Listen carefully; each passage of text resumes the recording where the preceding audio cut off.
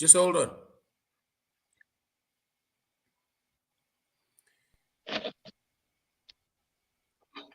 We are live. Good afternoon, and Rodney, take over, my brother. Very much. Thank you very much, Chairperson. Good afternoon, everybody. Thank you very much for joining us. We are very glad that you are here. For those of you that don't know, we are available on Twitter, on Facebook, and also live stream on LinkedIn.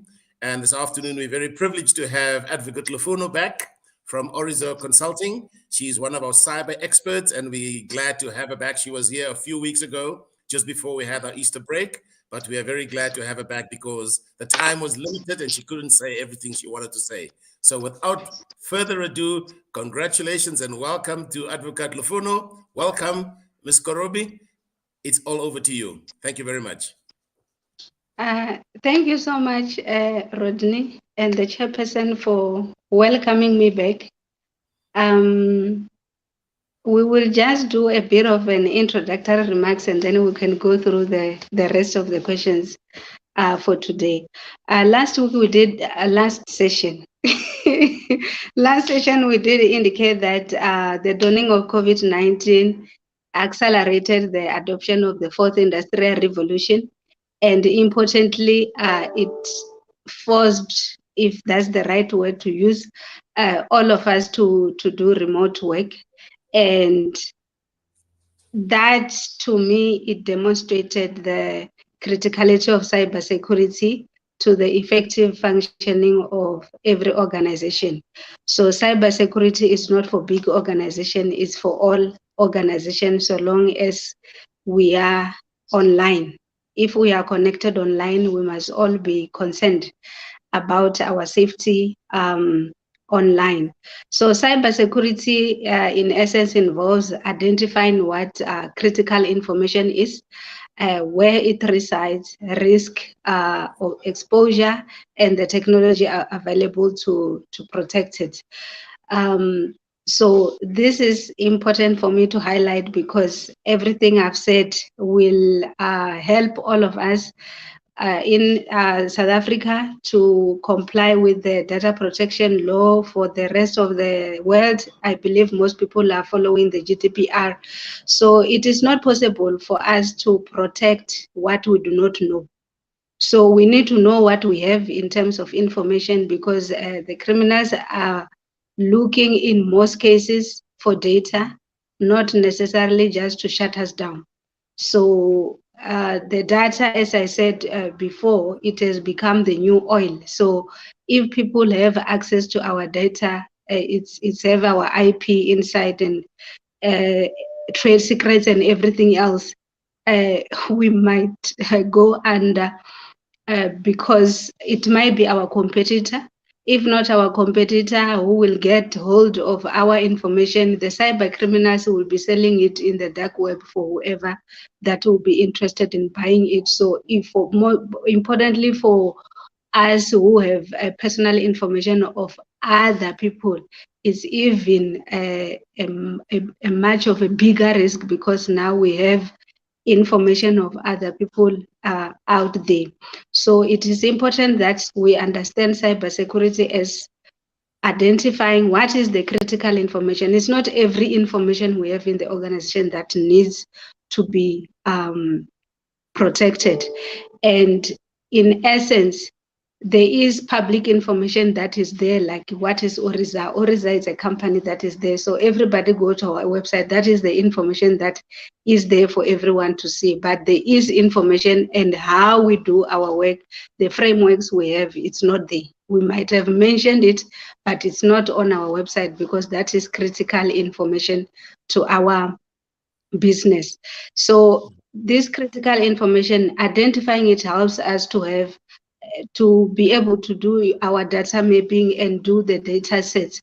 You will remember, Rodney, when you were a public servant, we had the MIS, and the intention there was to classify information to say who has access to to what.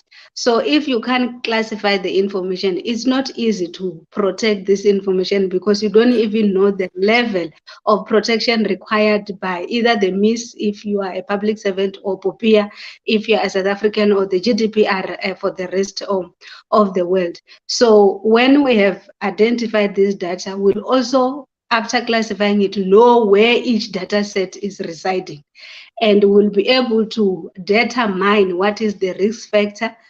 Then technology will come. So normally we are confused by starting to acquire all these technologies. Like there's a trend now, if I were to call it that, everyone is going cloud. I have nothing against cloud. I actually have created a framework on how people can safely and in a compliant manner go on cloud. But if we are just gonna go on cloud, but we don't know what is our critical information, we didn't even do the risk exposure, then we are not going to be compliant, because I believe the reason for me to be is because I'm IT and legal at the same time. Yes. So Very we can good. have IT, but if we have IT, but we don't have the legal side or the governance side, as we will call it, then it becomes something else. So the challenge, yes. Can I just, maybe just for the benefit of some of our listeners and our viewers, can you very briefly just explain or share with us the MIS and the MIOS and the GDPR that is currently out there? How effective is it still in the public sector, and how is it actually applied sometimes even in the private sector? Is that still relevant? Is it still one of those like the MIOS and the MIS, the minimum interoperating systems, those type of things? Just share a minute or two around that. I know that I'm taking you back to our old days in public sector. No, it is fine. Yes, the minimum information security system standard, it is for the public sector, if I were to put it like that. So anything to do with information security, that is the main document that is there defined. However, it does require some updating. So I always recommend that you don't necessarily just use the MIS, but you combine it with the State IT Agency Act, and then you combine it with POPIA to make sure that you have a holistic approach in terms of governance, risk, and compliance. And also, yeah, so with the GDPR, we were kind of following, I hope that is the right word, how the European are approaching issues around data privacy, because data privacy in South Africa is actually a right that is protected by the Constitution. So it is not a by the way or as and when people feel like our information needs to be protected, including myself. As an organization, we need to make sure that every information that we collect, privacy is a human right, first and foremost. So whether it's on the digital space or it's on the physical space, it always must be protected. So the general data privacy regulation, it is the European regulation that is dealing with the data privacy, that side. But what I like about the GDPR is that it's worldwide. So long as you have, yes, you have access. So it's very important that when we implement our local privacy laws, like in South Africa, we have POPIA. It's important to also think about the GDPR. And if I implement POPIA, I did not implement GDPR. So it's important that if you want, I believe we can do an integration. So we can have an integrated approach to make sure that what's in the GDPR and in the POPIA from the South African perspective, it is actually working. I believe the Zambia has also published the Cybersecurity Act. So there are countries that are doing that, and Mauritius in Africa is actually a leading example of how to do cybersecurity. So in terms of the MIS, the GDPR, they are critical, they are important. As I said, our miss is a bit outdated. So to ensure that we are up to date, as I said, the cyber criminals are not sleeping. What we might have thought was a threat then and was something we need to comply with then, it is no longer relevant in 2022. So it's important to actually take a holistic approach in terms of governance, risk, and compliance. Fantastic. No, I got it. Very well said. Thank you very much. I understand it. I must just add that a lot of our multinational companies locally that are in the country, such as the Cisco, the Hewlett Packard, the IBM, the Microsoft, and a lot of those other international court legal firms are also adopting GDPR because of the global positioning of GDPR and how they obviously embrace that. So it is not only specific to South Africa, but it actually does go a lot further than that. So it's within our borders, and I'm sure, and I'm aware of that a lot of South African companies are adopting those policies as well. So thank you for that. Yeah, it is important for them. It is important for us actually, because if you have any business dealings with any of the EU member states, you definitely need to be compliant to GDPR. So you don't need to have organization in any of the EU states. As long as you are doing business with anybody within the EU member states, you must make sure that you can fully give them compliant. assurance. Yes, you must give them assurance from wherever you are. So that's the power. Let me ask you this question. Let me just, and I know that it's not question time yet. You're still introducing your subject, but it's important that, whilst it's on top of mind, that I share that. If you have to take a measuring stick, and if you look at some of the African countries, South Africa, Nigeria, Mauritius, Ghana, Botswana, all of the SADC countries and some of those other East and North and West African countries, how is South Africa positioned in order to their adoption, their approach, and also do they embrace this new technology in terms of cyber awareness, cyber security, and the adoption of some of those rules and regulations? How are we faring? How do we do? Are we okay? Or are we lag? Or we think it's not that serious? Or we're just thinking it's a nice to have and not realizing the importance thereof? Just for a minute or two, I'm just digressing. Okay. Mauritius is leading in Africa in terms of cybersecurity. I mean, if anyone can go on ITU reports on cybersecurity and any other place where they are talking about the adoption of cybersecurity governance and all, in Africa it's number 1, and at some point it was number 10 in the world. Wow. So it is a country that, in my considered view, we need to be going in and see how they are doing it. Countries like Senegal are also not doing bad. So those are countries that people can actually follow, because last time I did speak about the Malabo Convention, a cybersecurity convention that was developed and adopted by the African Union member states heads, adopted that in 2014, I believe that was in June. However, to come to your question, it's only Mauritius amongst the 8 countries that have signed and ratified that Malabo Convention, meaning that the Malabo Convention now is still not effective, because out of the 55 member states, only 8 have ratified, and we need to reach a certain quota for that. And also South Africa is not amongst the countries that, and it's not amongst the 8. So what I'm saying is that cybersecurity, as I had said last time, it's a new phenomenon. I have to put it like that, like cyber law. I'm in cyber law.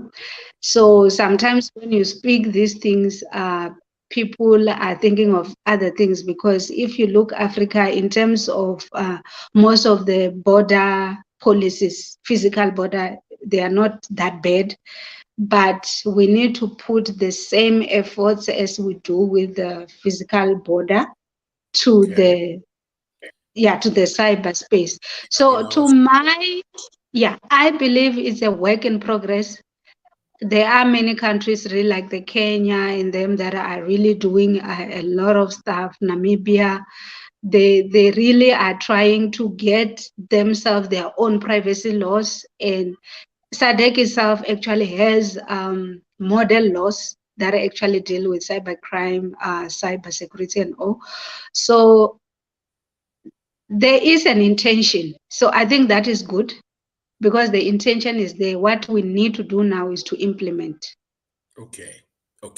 Yeah. So even with that African, where they say we are all going to be able to do business with each other, I believe where we're lacking is it's on the policy side in terms of the cybersecurity space, because there were some webinars that we attended, and our question was, now we will do this intertrade, but cybersecurity, cyberspace needs to be protected, and protection must come from policies that will say this is how we are going to govern this intertrade within Africa. So I get you. yeah. So I guess it's for us who are in the industry, it's a lot to do with raising awareness wherever we can. Anywhere where I get an opportunity, I don't need to be asked. I will be asking for audience, so I can. Actually, I remember when I was attending an interview for that Critical Infrastructure Council, my whole interview was cybersecurity. And I remember when I finished with my interview, the chairperson and all the members representing different political parties in my interview panel, then they were saying, we have had people coming here telling us about they want to give us service on cybersecurity, whatever, but you had an hour for an interview and you gave us more of a workshop than an interview. So it every opportunity I get, even in my interviews, I will bring it in as and when. Of course, It's that's good. It's creating necessary. the awareness and sharing it and Yeah, making sure that everybody embraces it because it's real. yeah. But I'm a little bit sad that South Africa is lagging behind. South Africa is not one of the 8 signatories that of the 14 countries that actually signed that Malabo Convention in 2014 that are not even there yet, and it's 8 years down the line, and South Africa is still lagging behind, and that will negatively impact and affect our corporate world, our business, our consumers. And one of these days, if they say we're going to have one passport for Africa, and cybersecurity and the fraudulent there will obviously creep in those areas, and we will be exposed quite dramatically. Yes, I believe that because we do have Popia in South Africa, at least we do have something of our own, and a lot of it came out of the GDPR or the EU regulatory frameworks. We kind of followed Yes. that. I don't want to say we copied, but I believe there is an opportunity to lead as South Africa, because South Africa, as you know, is the hub of business. Everybody who is flying anywhere starts in OR Tambo, and then they can connect to wherever they are going. So Yes. it's, in my view, it's my considered view is that South Africa can actually position itself to lead in that context, to say when we do what we do. I remember when we were doing the free and open source policy, then everyone was following us, but we lagged behind everybody else who copied the forced policy from us. You understand? So Yeah. I think we just need to get to that point where we can actually lead and follow through, because I believe if we are the leader, because of us being the hub of business throughout the world, that will have a tremendous impact in the cyberspace, I believe. Absolutely.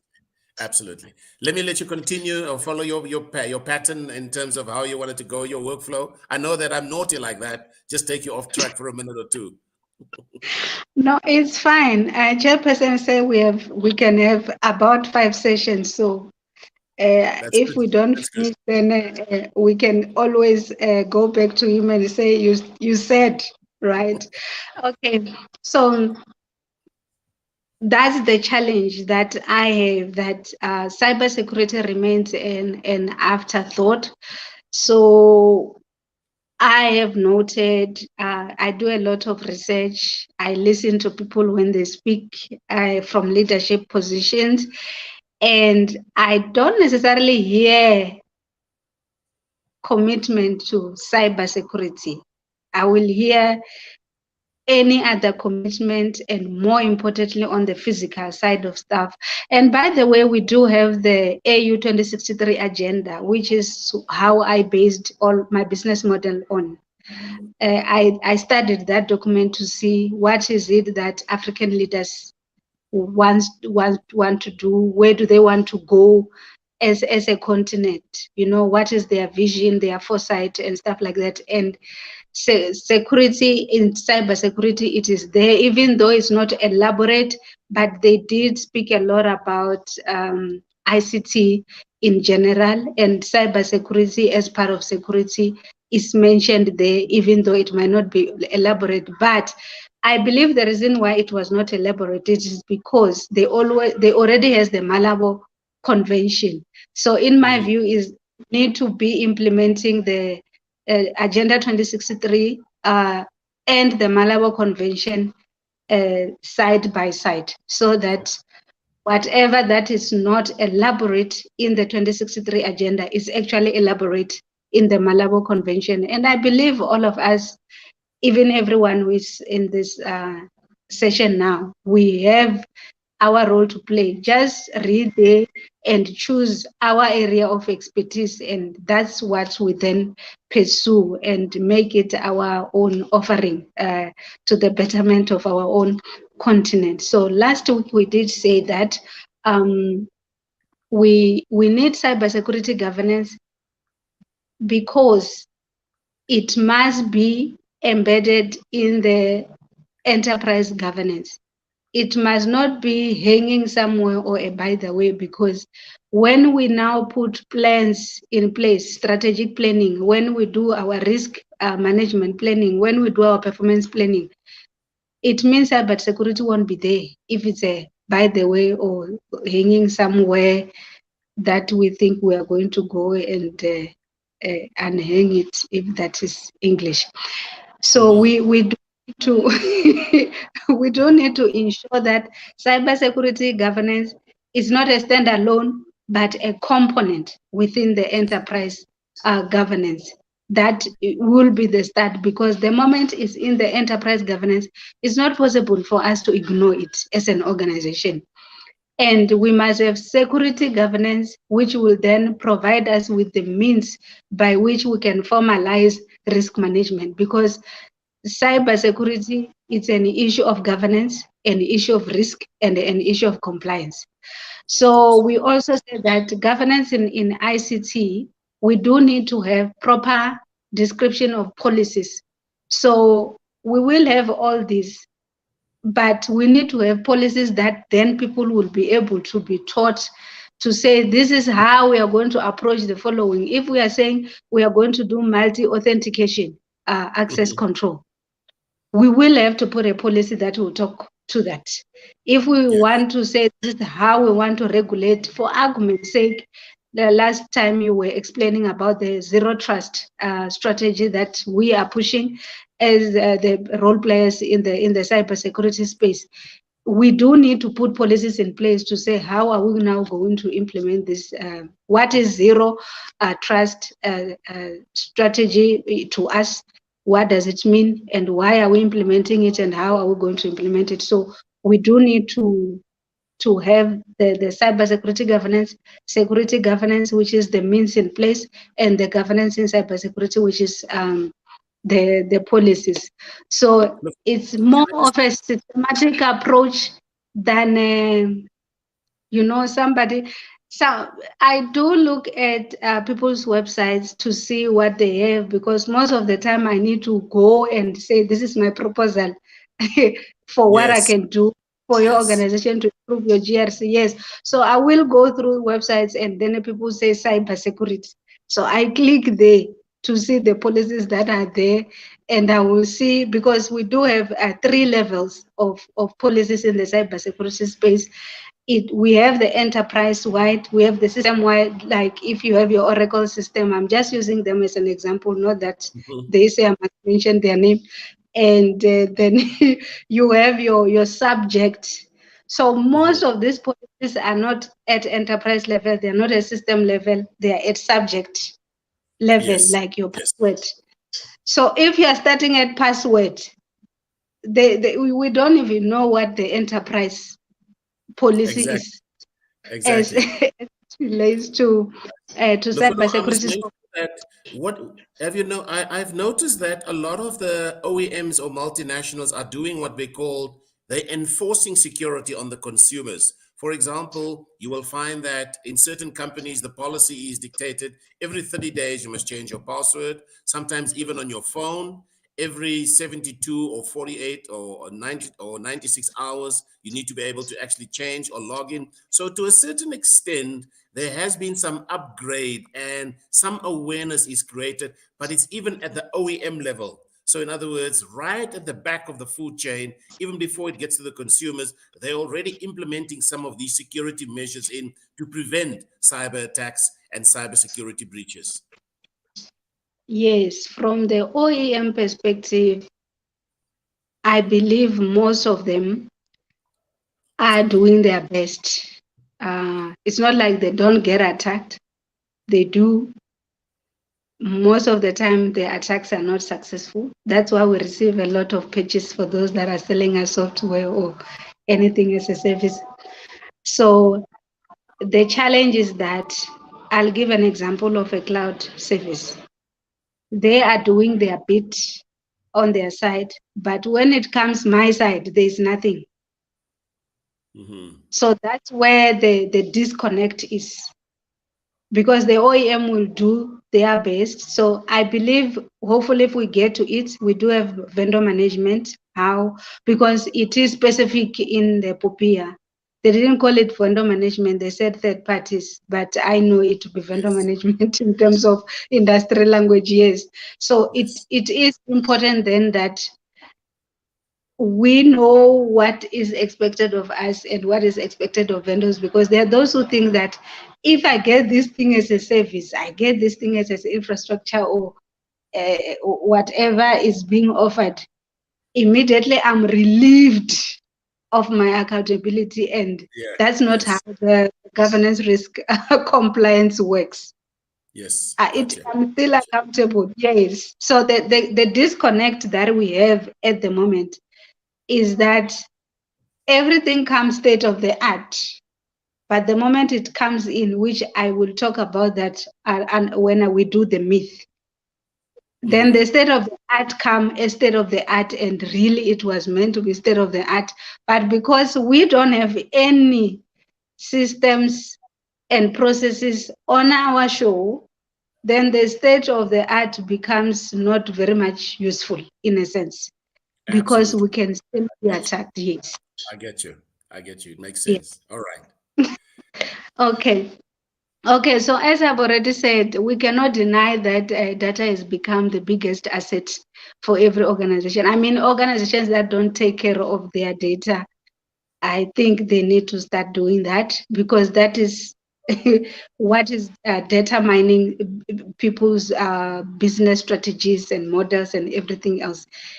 And where the big data thing comes in, why people are harvesting data, because we need to know what's happening where, have the relevant insights, so that we are able to improve and stay afloat ahead of our competitors. So we definitely need to take care of our organizational data. So it is that reason why the cyber criminals are intensifying their efforts, because they are getting more money now. If they can access the data, there are many people who are looking to get their hands on that data, and they are willing to pay Absolutely. anything, And because they they pay know a they will big be able price to for it. monetize. Yes, they will be able to monetize it. And even if it's just a ransomware attack, you know that you have to pay them to get your data back, because without that data, you can't be functional. So we just need to take to have this in mind, that data is no longer just, we have information. It is insights that we need to do our day-to-day, with or without the cyber criminals. So as an organization, then we need to put these things in place. Information security governance, which is the system of how we are going to direct and control our information security activities. And then we need to put information security, which will be focusing on the protection of information and the information system, which as I said to you, that if we have the third session, then we will be talking about the three elements of this data protection, so that we see how the GRC comes in to that. And then, yes, then cybersecurity, which is the ability we have to defend. And remember, last week I was talking about the three pillars, which is the people, process, and technologies. And in most cases, the reason why maybe cybersecurity, cyber crime it's in a high is because we are focusing more on the technology side. We have this, our focus is to have the state of the art, but we are not necessarily focusing on what happens after we have acquired this, which will be the people who are the first line of defense. Because if your people are not knowledgeable,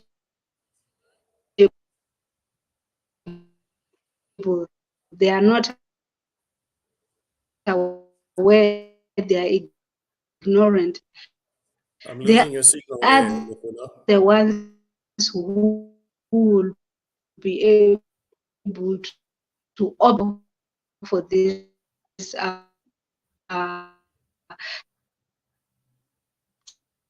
cyber criminals. And we saw that inside the attack, either malicious or by ignorance, has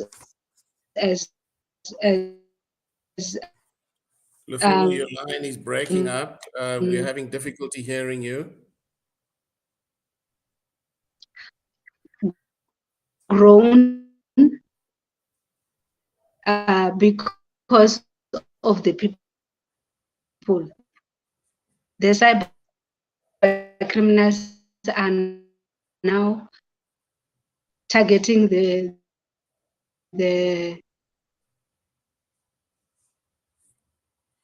Lufuno, your line is breaking up. Maybe what you want to do is maybe try and reconnect. Meanwhile, I will actually just share with some of our members and some of our listeners in respect of the different environments in terms of cloud security, why cloud security is important. There's a risk and a threat management, and there is what we call the secure workloads across your cloud, the visibility and control, secure workloads, end-to-end security and services. Because it's important that when you build, and Lufuno earlier spoke about what happens when you move onto the cloud. And it's not just a matter of actually making sure that you get your data and your systems or your applications on the cloud. You got to look at your cloud security solutions as well, where you need to move confidently to a hybrid multi-cloud and integrate security into every phase of your cloud journey. There's what we call, and it's important to understand what's a cloud security overview. It's where you're integrating your cloud into your existing enterprise. Your existing security program is not just adding a few more controls or point solutions. It requires an assessment of your resources, your business needs. There needs to be a development, a new, fresh approach to your culture, and also your cloud security strategy. Looks like Lufuno is actually trying to get back into the system. What are the benefits of a cloud security? Just hold on, Lufuno. I'll get back to you now. I'm just sharing with some of our listeners the benefits of cloud security. Defining your future state. You need to understand your future state of your business, your risk-based security program, and establish cloud security at every layer of the stack. And very lastly, allow this effort to enable your business goals. So in other words, make sure that cloud security, there are benefits of cloud security, but you need to make sure that you build it into your structure as well. We have Lufuno back now. So welcome back, Lufuno. Sorry about that. You had some difficulty over there. I hope it's not ESCOM that's trying to hit you down there. Let's not talk about Okay. I do apologize. I hope we will be able to finish without any more challenges. We won't be Okay. talking more. Yeah, so before I was disconnected, I was still highlighting that because data is the oil of every organization, we need to put in place three things, which is your information security governance, which will be your systems that will say how are we going to control and direct information security within our organization. And we need information security, which will be focusing on protection of information and information systems and the approach on how we are going to achieve it, which I said that should we be able to have our third session, I'll be able to share the three pillars that we look at data protection, data privacy, and information security. Then we explain it within the GRC. Okay, got it. So let me just capture those three of those. It's data protection, data privacy, and information security. Yes. Okay, got it. The third one will be cybersecurity, which is our ability to defend. So and I was saying that the insider attack during the COVID-19 has went up either malicious or by ignorant, mostly by ignorant, and it said that over 90% research is saying that over 90% of successful cyber attacks are actually activated by the people.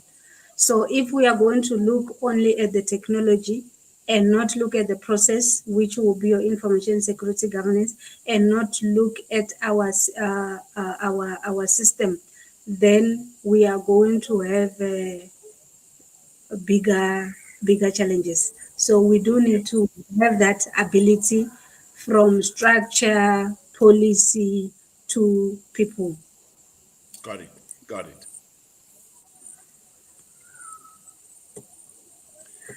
So information security is concerned with the confidentiality, integrity, and availability of the information.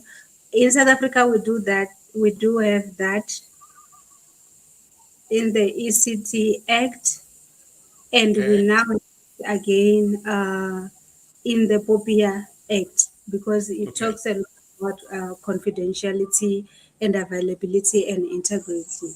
So these are the things that we Lufono, can can I say just we have pause for a achieved. moment there? In South Africa, we are very good with laws and acts and commissions, etc. And and I know that the ECT Act, the Electrician Communications Act, ECT Act, the ICT Act, the CETA Act.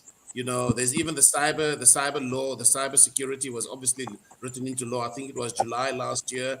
The POPIA was updated and it was also brought forward. There's a whole lot of laws and bylaws and acts in there. But how are we protected? We still seem to be the most vulnerable society on the African continent when it actually comes to cybersecurity and cybersecurity attacks. We are so exposed, and there are stories that is horrendous. If we just have to, sometimes ignorance is bliss. If you don't know, you don't know. But we are seriously exposed. Our data, our identity documents, our driver's license, all of those things is a serious risk for that. And yet we have all of these laws and acts, and it just seems like it is not adhered to. Like in South Africa, if you go to business is running towards king 4 corporate governance.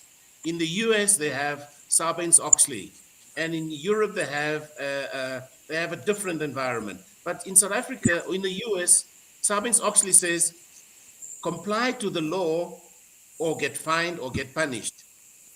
It seems to be in South Africa, it is comply to the law, or if you don't comply, what else do you have to show me? Agir, you need to be able to say, if you don't comply, there will be some consequences associated with that.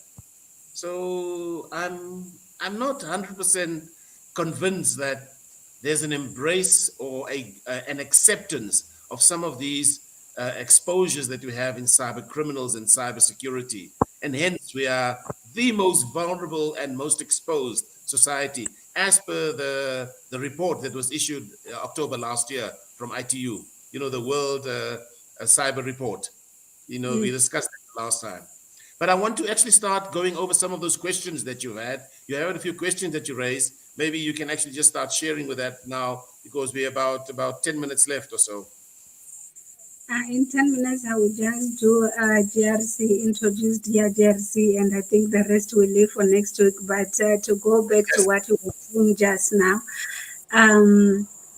the challenge, the biggest challenge that we have, it's not the policies in South Africa, because I have done different research presentation in different forums around that issue. And what I have found is that from a policy perspective, even in Africa, as I say, we have the Malabo Convention. It's not an issue of we don't know what to do, but it's an issue of implementation. And the implementation part, there are two main challenges that I can mention now. One is political will, and two, of the skills, because cybersecurity is an area that is requiring highly skilled people. I mean, cyber criminals are skilled people who are really good. So we need to have skills equivalents that we are able to stand, when you are there, I'm here. I can defend my space. You can, whatever you're doing, I can defend my space. So the biggest challenge with our implementation, like if you see the ECT Act, we did have, like, we will have the cyber inspectors, which would have been the police from SAPS. But the issue is now is incapacitation. So we need to capacitate those the that resourcing need. thereof. Yes, because if I put the governance in place, like as I said earlier, you do have your governance in place, but the people are not considered in our plan, then we do have a bigger problem, because state of the art technology, state of art policies, because South Africa is known for state of the art policies and everything else. But if the people are not empowered, then we are going to have more of an insider attack out of ignorance, because our first line of defense is not skilled enough to do what needs to be done. So the issue is not the policy. And I think we need to come to a point where we stop making policies at that level and start ways in which to say what is our implementation strategy, and start dealing with all the risk factors, including skills, because the lack of skill is a huge risk in this particular sector. Gotcha. So with skills, you say political will and skills, those are the two most important aspects. I got that. Yes, they are the most important aspect. Like, I'll give you an example. I'm a cyber lawyer, right? But I am more like an ICT person than a lawyer. So obviously, if I'm in a room with the legal team, we went to the same school or we didn't, but we all have LLBs or masters or whatever. But we don't have the same background. Even if we are looking into the same contract, it's not, they understand contract as we read it at school, and that's what we're going to implement. But I will understand contract from a different perspective, because now I'm a legal plus. I see.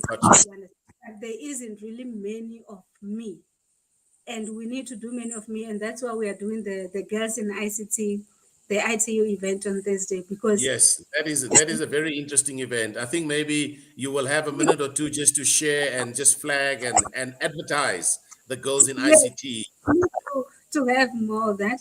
Okay, so I just want us to maybe today just to introduce governance, risk, and compliance, which every time when I say that, you are able to see where the governance is, the risk is, and the as we have been saying since we started, that everything has the governance side in the cybersecurity space, has the risk side in the governance space, and there's a compliance side. So you cannot do either or. You need to have all three if we have to call it. But for organizations that are advanced now, they actually have a GRC function within their organization, not necessarily governance there, risk there, and compliance there. Because if it's these things are intertwined, so if you are having a holistic approach, it's better to have a GRC function, and then everything else falls under there, because then it's easier to align when it is working like that, not in silos. So this is a strategy that I support for managing an organization overall governance, not just cybersecurity, not just the overall, as we explained it earlier. Enterprise risk management, as we explained, to say you need to identify the information, you need to identify the risk that are going with it, and then say what measures, including technology, are we going to use to ensure that we comply. One, we minimize the threats and the attacks. So it's not an either or. I think what I want us all to underline when it comes to GRC, it's not an either or. It has to be all three. They work hand in glove, each with each other. Got it. So we'll go for like interviews for people who say they want a consultant to do this, a consultant to do that. But when I get there, they are only focusing on one pillar, which is technology. So they will be hammering me on how much I know about how to fix a computer and all that. But the issue is not, when you talk GRC, first and foremost, it's not necessarily technology. There's first processing, then the people, then the technology. So the people and the processes are totally out there, sidelined, and then you will find that the focus is just on technology. And obviously, I'm not a technocrat. So I would definitely say this is too technical for me. I thought you meant GRC as we understand it to mean overall governance, risk management, and compliance. Compliance. Okay. Gotcha. In our South African show, we have e-government policy, and we also, in the Public Service Act and regulation, they also talk about the pillars or the principles of acquiring ICT in terms of goods and services. So we must never acquire ICT for the sake of it. Like, as I said, there's now a trend, I don't know if it's a trend or a buzz, that everyone must go cloud.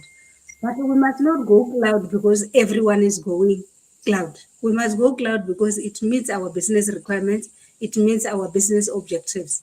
So that's what the South African e-government policy advocates for. So when we hear about these fruitless expenditures and other things where people are buying things they don't need, it's coming back to the issue of implementation and compliance to regulation. So when we consider the misalignment, like when we used to attend the Digital Council, the issue was there is the business, then there is the ICT, and there's that disintegration.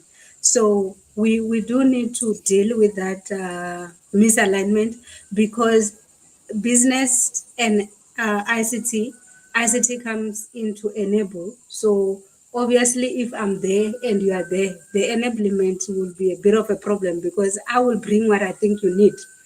And when I get whatever I thought you need is not actually what you need. Gotcha. Yes. To go acquire whatever they think they need. And then when it comes to me, it's like, but it's not meeting anything. And actually, you could have gotten something else. So we do need to deal with that business misalignment. So this governance, risk and compliance strategy, which we call GRC, it's actually a structured and integrated approach to bring that alignment. Then the business people and the IT people can come together and deal with GRC as a business strategy, And then when we have done it like that, everybody will go then and drill it down to their own personal functions. But it has to start at the top, at the boardroom, if we were to put it like Gotcha. that. So and obviously we make sure that even IT people and the CISOs, if they are there, they will be able to get a table in the in this a chair in these A tables. chair at the table. Yeah, they will be able to get a. I'm saying they must get a table, but no, they need to get it. You can give them a table. Maybe they'll need a table too. All No, right, I not a think table. we've just been joined by the chairperson. I think we have a minute left. Chairperson, we've gone through quite an extensive process in terms of GDPR and GRCs and where we actually fit in and how South Africa actually is aligned to that. Lufuno's given us a very, very detailed process in terms of your governance, your risks, and your compliance. We spoke about how South Africa actually match up compared to some of the other African countries.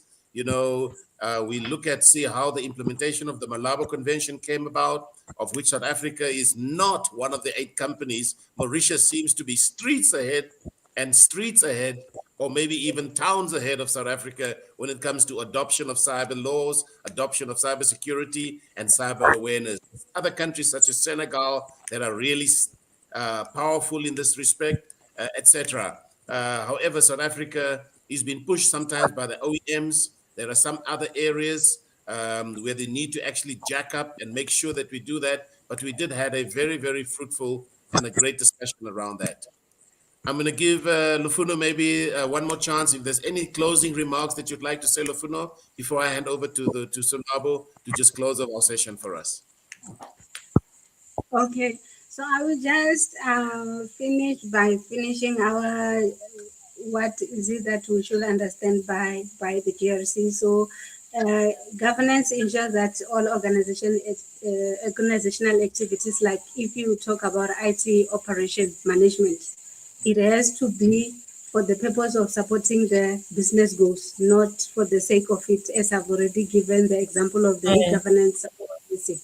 And then the risk is to make sure that all risk associated that we have, which I said when we have embedded this cybersecurity in our enterprise governance, the risk management is part of that, and we will be able to mitigate. So we already know that this is how we are going to manage our IT operations, and these are the risks we have identified, and this is how we are going to be responding to that in support of the business goals, not in support of the IT unit or the COO, but the business as a whole, and compliance. Obviously, everything that we do.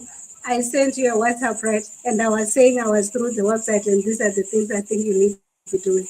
So we can be doing something great, but compliance remain an important issue that we should not find ourselves wanting. So in closing, last you asked me if there is a one size fits all approach in terms of cybersecurity governance, and the answer was no.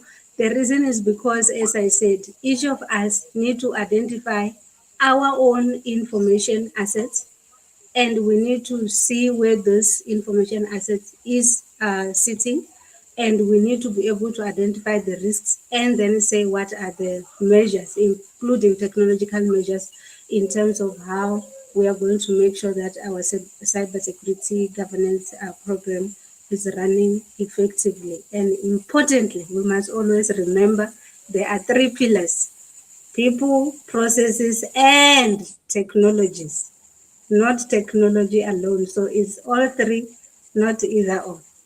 Thank you. Fantastic. Thank you so much. Thank you so much, Lufuno. Much, much appreciated. That was really well done. It was very detailed. I think we've learned a lot. We'll probably get a lot of feedback and comments from our viewers and our listeners from all different platforms. And without much, I'm going to hand over to Sunabo just to put closing onto our session. Look, thank you, Rod. Thank you, Advocate Korombi. Korombi. The question, I was listening to the discussion in the back end, and if other countries are ahead of us, why are we so slow in implementation? We're good at writing policies, as you've said, but why are we so slow in implementation? Is the right hand talking to the left hand, or the right hand does whatever they want to do? The left hand says, "Well, we'll show you. We never asked you to do this." And the model, if you articulate the model so well on how things needs to be done, how come there's no other Lufunos that are out there supporting this model or also voicing out their opinion on the model? Just before you answer, Lafuno, I think it will be another 50 minutes to actually respond to Sonabu's question. we did cover that, but I'm going to give Lafuno just a minute just to shed some light on that. Yeah, I did say that the implementation is slow because of two main challenges. One is the political will, and the next one is the lack of skills. And I did give an example of the Malabo Convention, which is an African Union adopted convention by all heads of states, but only 8 as of now. I believe it's still 8 member states, including Mauritius, have ratified that, and South Africa is not one of the countries that has ratified the Malabo Convention. And even though we do have our own POPIA, the issue of skill remains, and political will, I believe we need to have a political champion that is actually championing cybersecurity, because sometimes we do go to places and we admire what other people are doing. We come by the policies, but as I said, the policies must be supported by people, processes, and skills. So if we didn't take care of this when we're doing our policy, then a bigger challenge. And why do we not have I think Rodney will remember that when I was a public servant, I would normally get into trouble because I speak out when things are not going. And I was giving Rodney an example to say that we do have the 2063 Africa Agenda 2063 African. So each of us need to go there because Tatamadiba said, whatever we want to see change must be beginning with me. So it means that what I want to see, I need to be doing. So that is the approach that I take. And if everybody takes this approach, I believe you will have more of Rufuno out there. Was also telling Rodney about the Girls in ICT event that we are doing on Thursday. It is for that purpose that we have more of me, because sometimes we think people are ignorant, but they just don't know of available opportunities and areas where they can actually contribute. Thank you. Thank you very much. Thank you. I think I had you quoting me and saying we said the platform is available for many other sessions. So are you coming back? Yes, we are not done yet. I believe because we didn't finish today, we need 2 more sessions. But if Rodney behaves, we will finish in 2 sessions. But if not, maybe we will utilize the other 3 that are remaining. But yes, I am available whenever the platform is available. Thank you. Thank you very much. Well, thank you very much for coming through. It was really informative.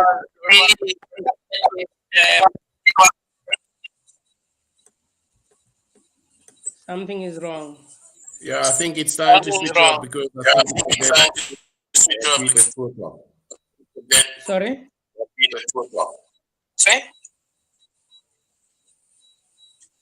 Thank you very much, everybody. Much appreciated. We're going to close off. Thanks a lot. Thank you very much for watching. Thank you very much for coming to report.